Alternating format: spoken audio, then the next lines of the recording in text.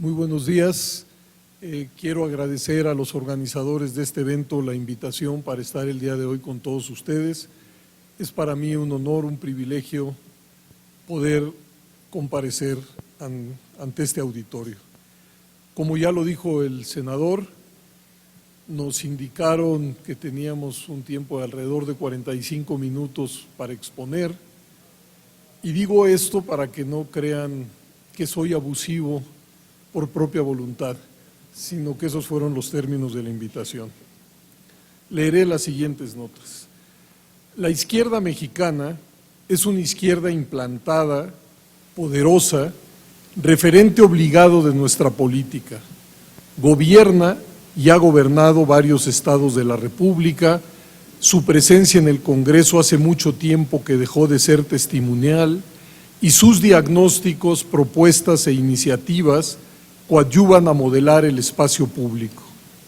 Sus dos grandes tareas, creo, son contribuir a asentar y profundizar nuestras rutinas democráticas e intentar generar políticas capaces de revertir las oceánicas desigualdades que modelan al país. A esos dos asuntos están dedicadas las siguientes notas, pero antes permítanme una introducción de contexto. En el año 2009, Ludolfo Paramio publicó un breve libro con un título demasiado sobrio, La socialdemocracia. En él ilustra, narra y analiza el cambio de paradigma que sufrieron las sociedades europeas en las postrimerías de la década de los 70 del siglo pasado y sus perturbadores efectos. Un tema que tuvo enorme reverberación en América Latina.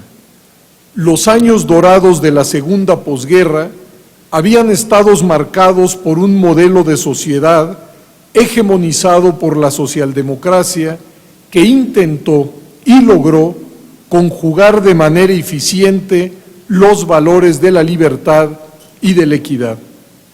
Se trataba de construir una sociedad inclusiva, cohesionada, y ello solo era posible reconociendo y apuntalando una serie de derechos sociales, la educación y la sanidad universales y un sistema de pensiones por jubilación que acabarían construyendo el bien llamado estado de bienestar.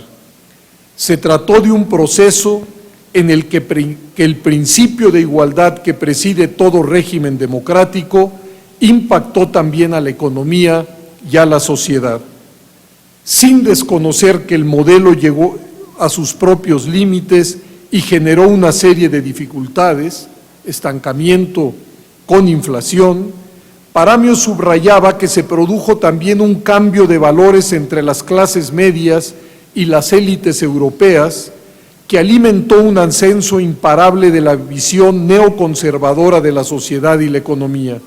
Escribió: el modelo neoconservador se ha caracterizado durante 3 décadas por promover el recorte de los impuestos, la reducción de los servicios públicos, el acoso a los sindicatos y a lo que representan, y por impulsar la ilusión de que la prosperidad de todos depende de que los ricos aumenten sus ingresos y del acceso a través del mercado a los servicios que en el modelo socialdemócrata de sociedad constituyen servicios públicos universales. La desigualdad como principio de progreso social sustituye a la visión de una sociedad cohesionada con buena calidad de vida para todos. Hasta ahí la cita. No obstante, sus resultados están a la vista. La crisis financiera que estalló en 2007-2008 y su preocupante secuela, aunada a la profundización de las desigualdades, parecía demandar un cambio de rumbo. La ortodoxia promercado demostraba no solo sus límites, sino su carga disruptiva al forjar una sociedad polarizada, insolidaria, quebrada.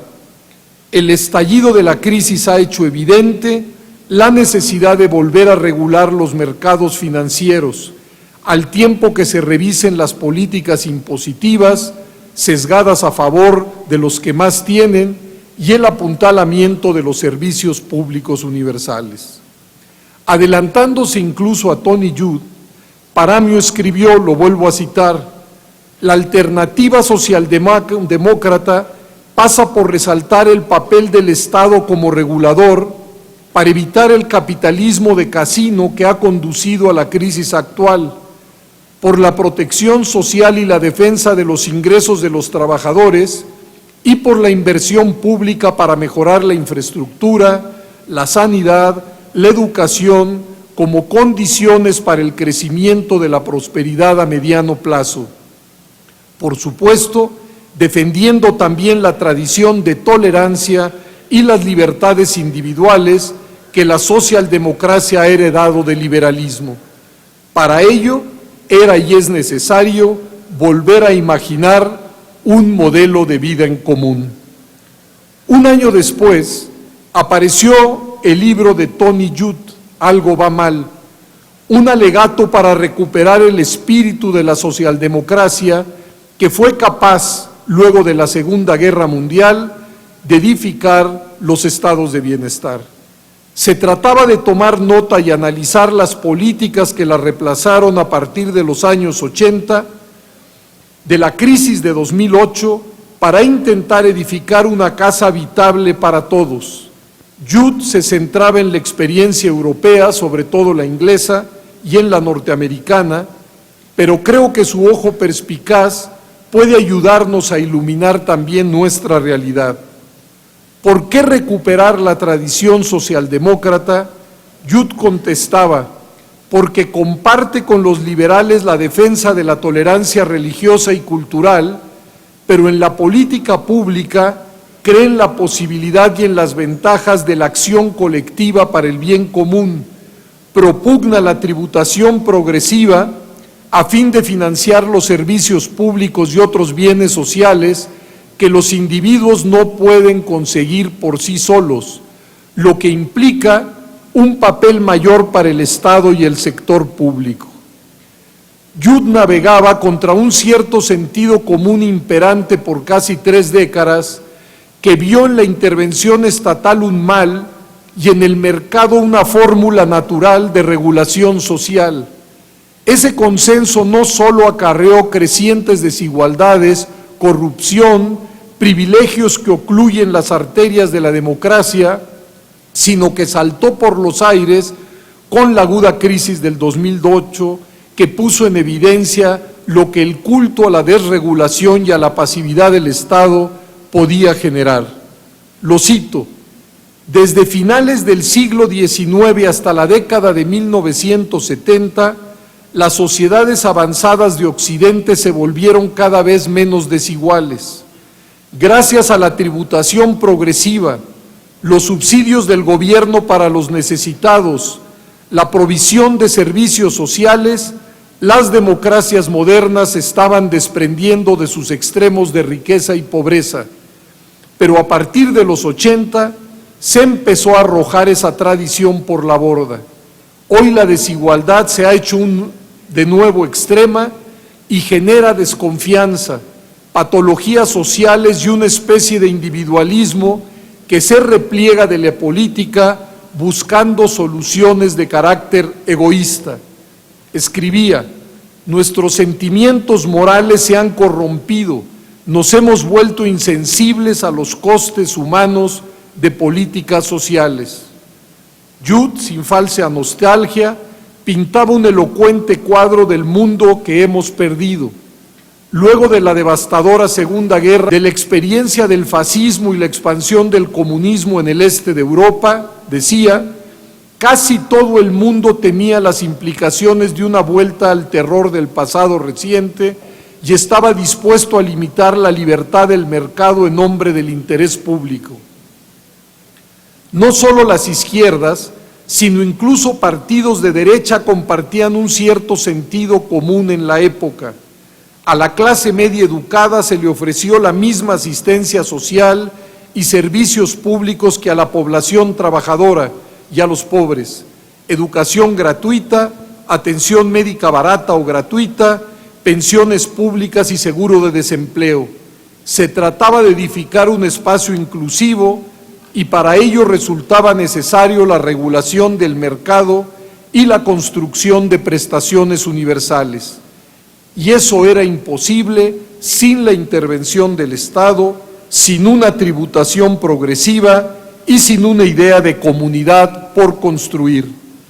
Yu rastreaba las fuentes que debilitaron el sentido de un propósito común y pasaba revista a la emergencia de un nuevo ideario que se extendió con velocidad y que puede sintetizarse en la maniquea idea de que el gobierno ya no era la solución, sino el problema.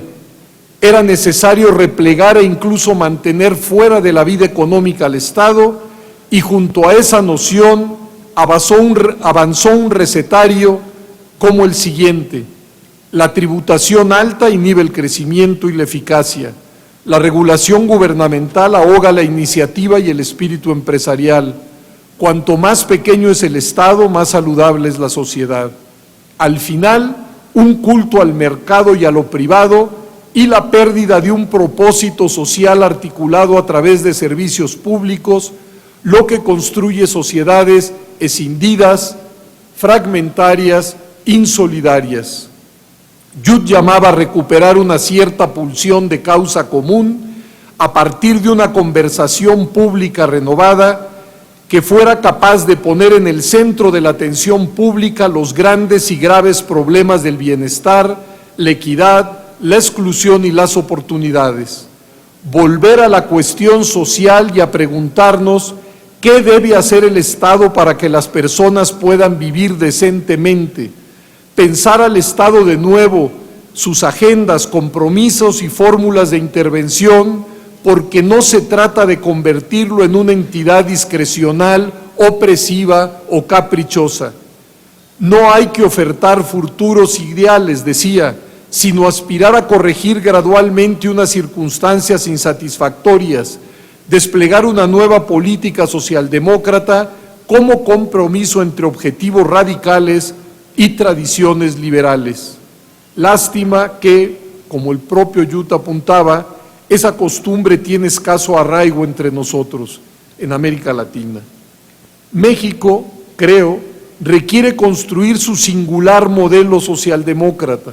Una corriente de ese signo parece tener sentido en medio de una inercia que es incapaz de desatar el crecimiento económico del país, de hacerse cargo y tratar de atemperar sus oceánicas desigualdades y de fortalecer a nuestra incipiente democracia, México y su germinal democracia. Ahora sí vuelvo a México. Creo que hay que repetirlo. México fue capaz de construir una germinal democracia. Sí, construir, porque no se trató de una aparición, de una buena nueva, de un resultado de la mera inercia. Movilizaciones, debates, elaboraciones, reclamos, conflictos, fueron el motor de 6 operaciones reformadoras en el lapso de 20 años, 1977-1996, que abrieron las puertas para que corrientes político-ideológicas que no se encontraban representadas en el mundo institucional pudieran arribar a él, que desconstruyeron normas e instituciones y diseñaron nuevas de reemplazo para ofrecer garantías de un manejo imparcial de los comicios y que lograron edificar un piso más o menos equilibrado para que se reprodujeran las contiendas comiciales.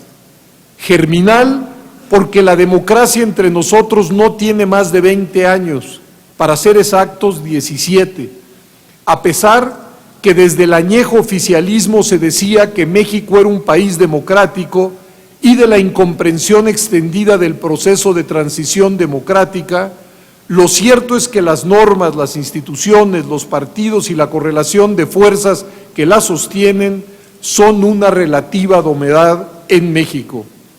Y democracia porque todos los síntomas de ese régimen de gobierno son fácilmente detectables: elecciones competidas, división de poderes, fenómenos de alternancia, pluralismo equilibrado en los órganos representativos, expansión de las libertades y súmenle ustedes. No se trata del arribo a la tierra prometida, sino apenas a un sistema de gobierno que permite la convivencia y la competencia institucional y pacífica de la diversidad política que cruza y modela al país, y del marco en el que los relevos de gobierno pueden hacerse sin el devastador y costoso expediente de la violencia, como lo decía Popper. Y vale la pena valorarlo porque hay demasiados indicios de que el aprecio por la democracia no parece crecer, sino decrecer. Ello, a pesar de que no exista ninguna corriente intelectual o política arraigada que retóricamente no se diga comprometida con la reproducción de la democracia. Entiendo entonces que dos grandes retos tiene que afrontar la reproducción más o menos armónica de nuestra incipiente democracia. Uno, la de su gobernabilidad, y dos, la de un entorno social marcado por profundas desigualdades económicas y sociales, lo cual no solo genera tensiones, sino desafecto, distancia crítica hacia los instrumentos que hacen posible a la democracia, los partidos, los políticos, los parlamentos. Gobernabilidad. El rasgo más sobresaliente de la política mexicana de los últimos años es la existencia de un pluralismo equilibrado en los órganos representativos.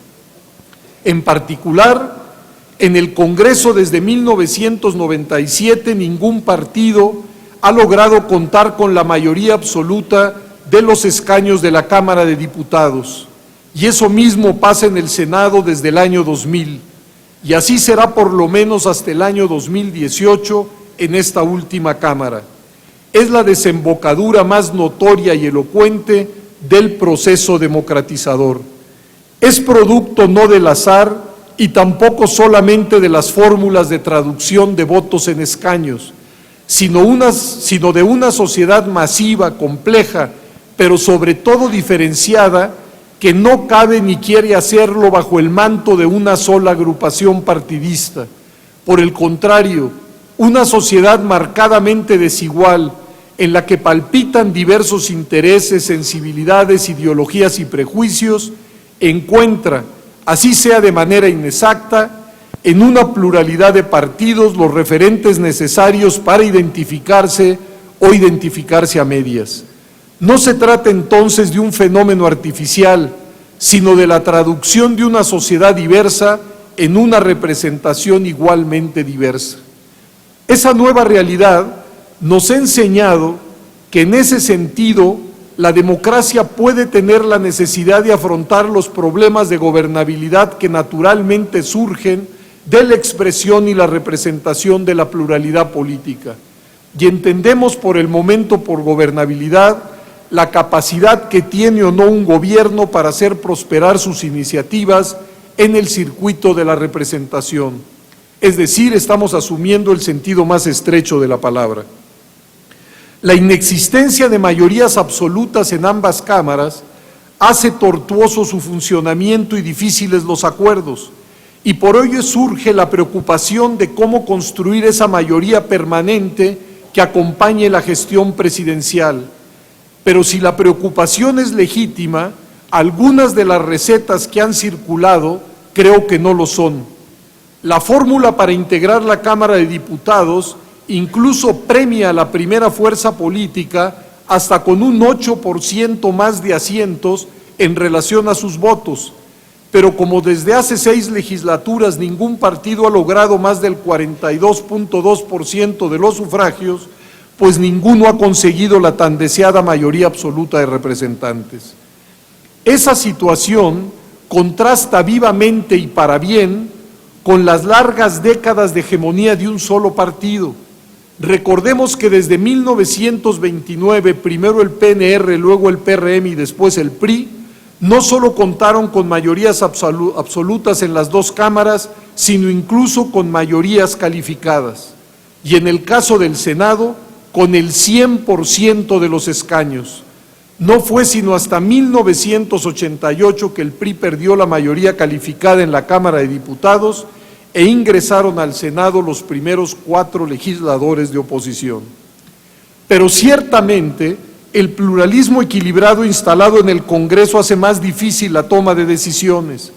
El largo periodo de predominio de un solo partido acostumbró a muchos a ver al circuito legislativo como un mero trámite en donde la voluntad presidencial era procesada con celeridad y sumisión.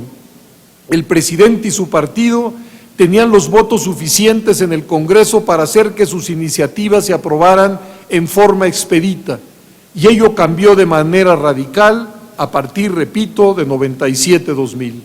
Desde entonces un solo partido no puede hacer su voluntad en el Congreso.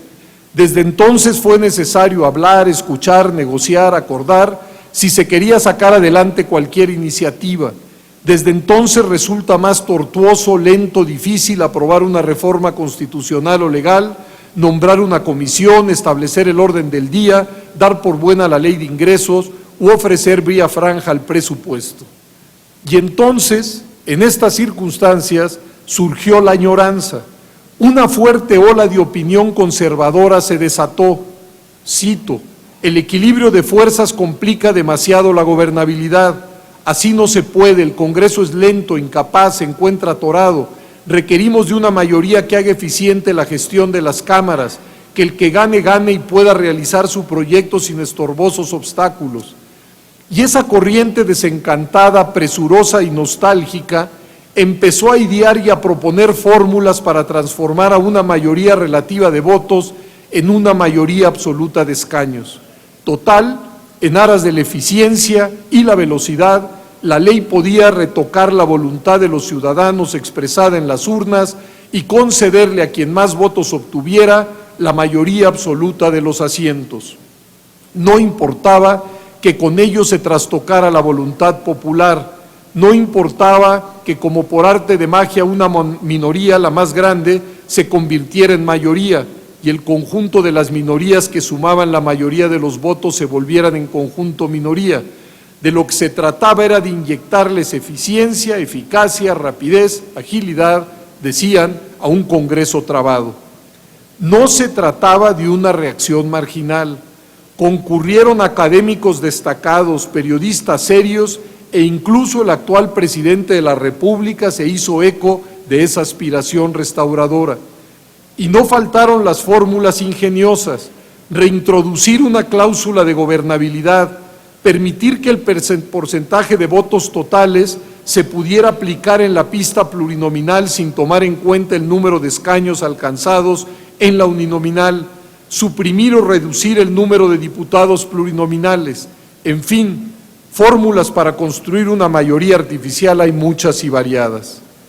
Para bien, creo, la firma del Pacto por México, entre muchas otras cosas, nos dice que la ruta puede y debe ser otra: la forja de una mayoría fruto de las artes de la política, ni exorcismos ni magia, política, porque si ninguna fuerza tiene la mayoría, lo conveniente y lo pertinente es formarla a través de la negociación y el acuerdo, porque en efecto, las artes de la política pueden trascender incluso malos diseños institucionales. Creo que ha llegado el momento de preguntarse y discutir con seriedad si la fórmula de gobierno que consagra nuestra Constitución, un régimen presidencial, es la mejor y la más armónica, dada la existencia de un pluralismo equilibrado que por fortuna ningún exorcista podrá conjurar.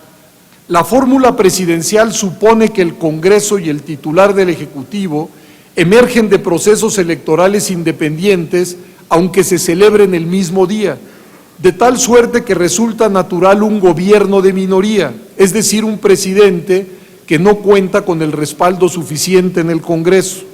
El supuesto de un régimen parlamentario es que el gobierno surge del Parlamento y cuando un solo partido tiene los asientos necesarios como para aprobar dicho gobierno, debe y puede hacerlo construyendo un gobierno monocolor. Pero cuando ninguna fuerza política tiene dichos asientos, lo natural, lo conveniente y lo políticamente sensato es la edificación de un gobierno de coalición que esté respaldado por una mayoría de legisladores. Esas coaliciones suelen acordar un programa de gobierno, una agenda legislativa y un gabinete. Y creo que en México ha llegado el momento de por lo menos pensarlo. déficit del orden democrático. Si la democracia tiene dos caras, hemos avanzado mucho en uno y casi nada en otra. Trato de explicarme. Como Jano, la vieja divinidad romana, la democracia mira en dos direcciones opuestas. Debe ser expresiva de la diversidad de opciones, ideologías, sensibilidades, intereses que cohabitan en una sociedad y debe generar un orden para garantizar los derechos de todos y no quedar sujeta a la ley del más fuerte. Se trata de dos caras que viven en tensión, no fácilmente reconciliables, porque ponen en acto valores enfrentados, el ejercicio de las libertades una y el límite a dicho ejercicio para preservar los derechos de terceros la otra. Libertad sin orden, ya se sabe, puede generar anarquía y orden sin libertad es sinónimo de dictadura. Por ello, la democracia, dicen los libros de texto, supone un orden donde puedan expresarse libremente las distintas nociones, ideas y proyectos en el entendido que todas ellas son parte de un todo mayor que las protege y exige respeto para los otros. Recordé aquella idea de Arthur Koestler de que cada individuo, familia, tribu, sociedad, estado porta al mismo tiempo una tendencia integradora y una tendencia autoafirmadora. Cada uno de esos eslabones, los llamaba olones a todos porque eran al mismo tiempo un todo y una parte de un sistema mayor, necesita y quiere preservar su individualidad y al mismo tiempo requiere ser y es parte de un todo mayor. Lo cito: la tendencia autoafirmadora constituye la expresión dinámica de su carácter de todo, mientras que la tendencia integradora lo es de su condición de parte. Se trata de que cada parte debe afirmar su personalidad, pero al mismo tiempo la parte ha de someterse a las exigencias del todo. Suponía él que esos dos resortes tienen que mantener un cierto equilibrio, bueno para el conjunto y bueno para la fracción, y si ello no sucedía, se multiplicaban las patologías. Pues bien, en nuestra germinal democracia no son pocos los que quieren afirmar su personalidad, asumiéndose como un todo, sin tomar en cuenta que al mismo tiempo son solo una parte de un todo mayor que reclama una cierta y necesaria integración de esa parte. Me temo, sin embargo, que se requiere algo más que llamados a la buena conducta para construir ese equilibrio virtuoso entre las tendencias de autoafirmación y de integración, entre los intereses y exigencias propios y los del conjunto. Jano, dice Arthur Cotterell, no solo veía en direcciones distintas, sino también hacia el pasado y el futuro al mismo tiempo. Luego de la brutal represión a la marcha estudiantil del 10 de junio de 1971, pasaron 2 o 3 años antes de que en el Distrito Federal se pudiera realizar una nueva manifestación independiente. El Zócalo y las calles de la ciudad estaban reservados única y exclusivamente a concentraciones del oficialismo. El espacio público solo podía ser usufructuado por aquellos que quisieran agradecer algo al presidente, refrendar su lealtad a las instituciones, apoyar el esfuerzo del gobierno. 40 años después, las libertades se han ampliado, extendido, multiplicado. En la capital y los estados se realizan marchas, mítines, concentraciones, acompañadas de unas más dilatadas libertades de expresión, de prensa, de asociación. Hemos, como sociedad, creado y robustecido la cara expresiva de la democracia. Basta abrir cualquier periódico al azar para enterarse de reclamos distintos, movilizaciones de todo tipo, acusaciones, ocurrencias y proclamas, amenazas y propuestas. Cada individuo, cada grupo, cada asociación se reafirma, se expresa, demanda, exige, en buena hora. La otra cara del asunto es que la democracia presuntamente también es un orden, un marco que protege el ejercicio de las libertades, entendiendo que las mismas tienen un límite cuando se topan con los derechos de los otros. Supone que las partes que conviven y compiten bajo su manto tienen el derecho de afirmarse, pero a condición de que acepten que no se encuentran solas en el escenario y que los otros merecen no solo respeto, sino consideración. El marco normativo, la estructura del Estado, las garantías de las personas se suponen diseñadas para armonizar los derechos individuales y sociales con la reproducción de la compleja vida en sociedad. Pues bien, en esa dimensión nuestros déficits, creo, están a la vista. Como si fuera Jano, veo hacia el pasado y observo mucho orden y escasa libertad, lo que puso en acto un fuerte reclamo democratizador. Oteo el futuro y espero que el péndulo no llegue al otro extremo, porque ya se escuchan voces que suspiran por regresar al orden a como dé lugar. Si mal no entiendo, tenemos entonces como país, no solo el Estado, no solo la sociedad, un reto de esos que se dicen de época, establecer un equilibrio entre libertades y respeto a los derechos de terceros, y creo que a eso se le llama orden democrático. Es sencillo decirlo, pero está más que complicado construirlo. La dimensión social. Pero la democracia, como ya lo apuntaba el PNUD desde el año 2005, se reproduce en medio de agudas tensiones, fruto de la pobreza circundante.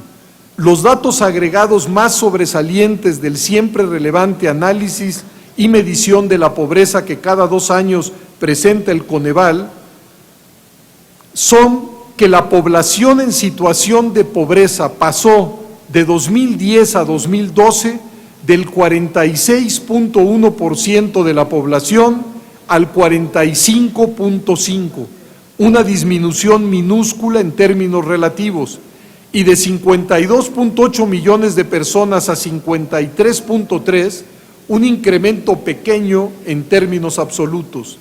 También que la población en situación de pobreza extrema disminuyó un poquito y en cifras absolutas y relativas, del 11.3% al 9.8% y de 13 millones a 11.5%, y que tanto porcentual como en números absolutos aumentó la pobreza moderada, del 34.8 al 35.7 y de 39.8 millones a 41.8.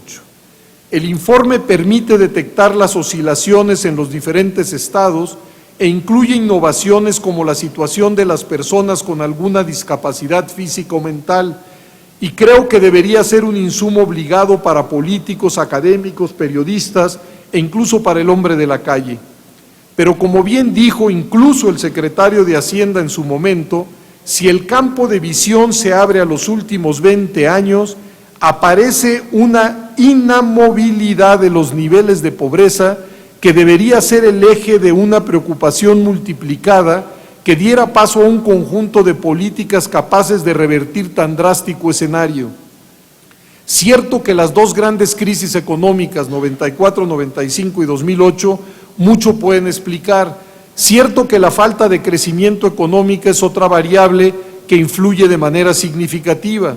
Cierto que la situación podría ser peor sin la existencia de los programas de transferencias condicionadas y de otros programas sociales, pero la pobreza que sella la vida de casi la mitad de la población está ahí y es la que dibuja lo que somos como sociedad, un esperpento. La oceánica pobreza resulta más ofensiva porque está acompañada de 3 agravantes: la desigualdad, la indiferencia y la defensa de privilegios. Somos una sociedad profundamente desigual. Recuerdo otra vez la sentencia del Programa de Naciones Unidas para el Desarrollo en el 2005, que decía que si bien América Latina no era el continente más pobre, esa triste situación la vivía África, sí éramos el continente más desigual. Coexisten entre nosotros 2, 3 o 4 Méxicos diferentes. No se requiere ser un especialista, sino simplemente salir a las calles, pasear por los caminos del país, asomarse al norte y al sur, para constatar que no somos una sociedad, sino múltiples sobrepuestas que difícilmente se identifican unas con otras.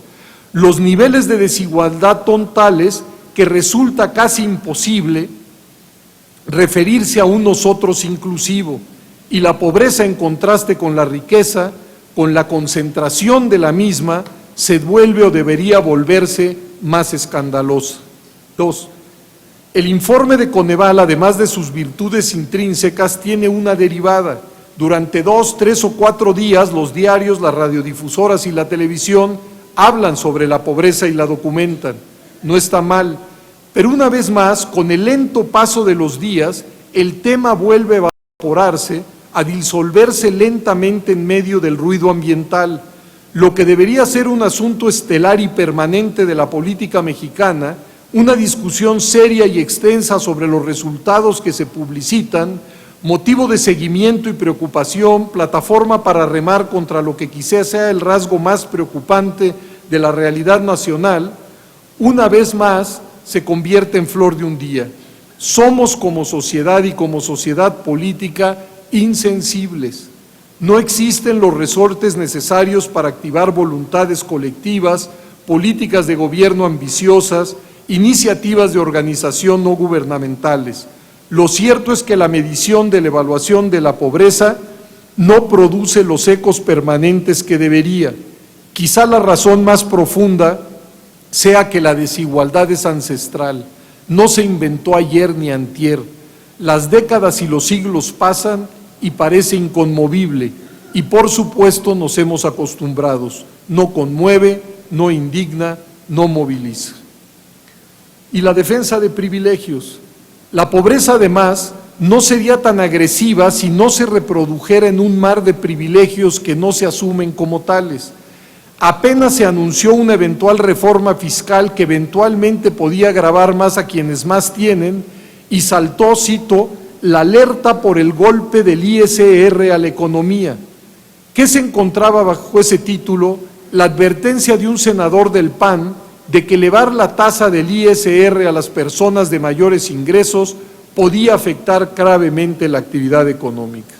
Ya se conocen los argumentos cansinos y recurrentes. Primero hay que ampliar la base de contribuyentes, ajustar el aparato y el gasto públicos, eliminar la corrupción o lo que ustedes gusten y manden. Pero que los que más tienen más contribuyan en términos absolutos, por supuesto, pero también relativos, eso sí que no.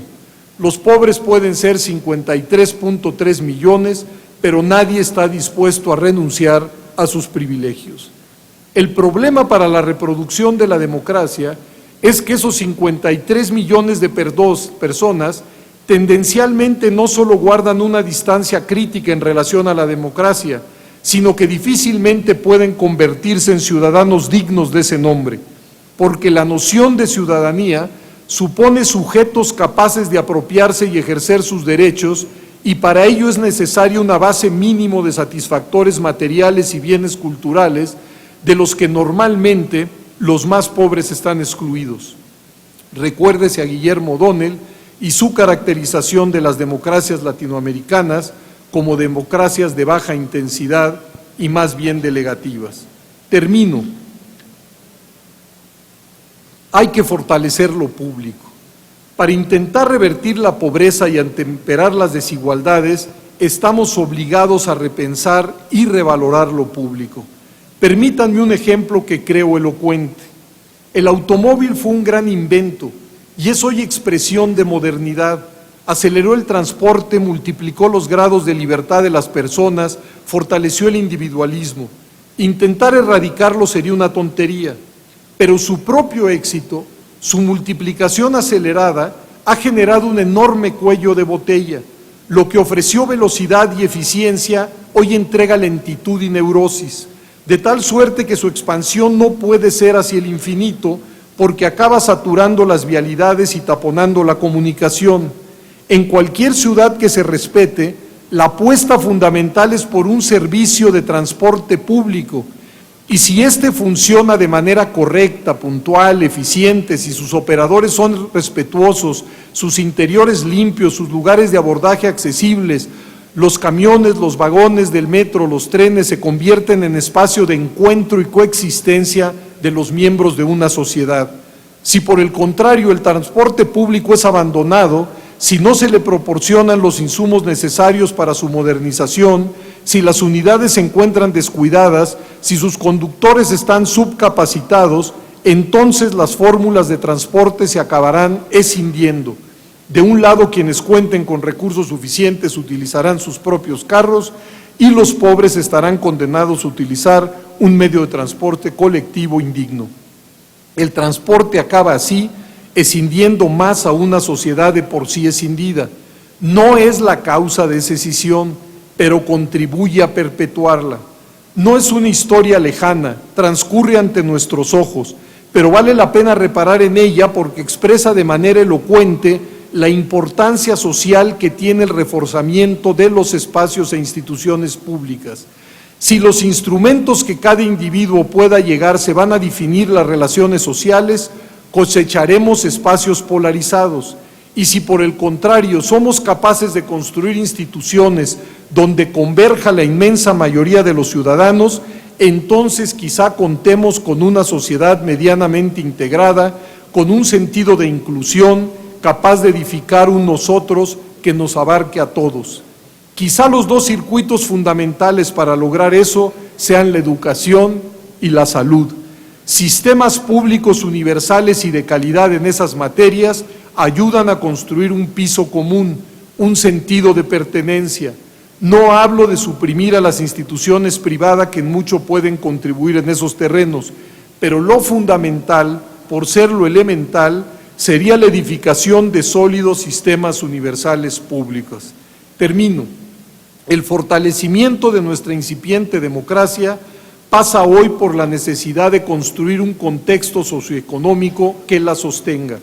La promesa de igualdad que pone en acto la democracia requiere expandirse hasta construir una sociedad en la cual los derechos, de manera subrayada los sociales, sean ejercidos y no solo proclamados.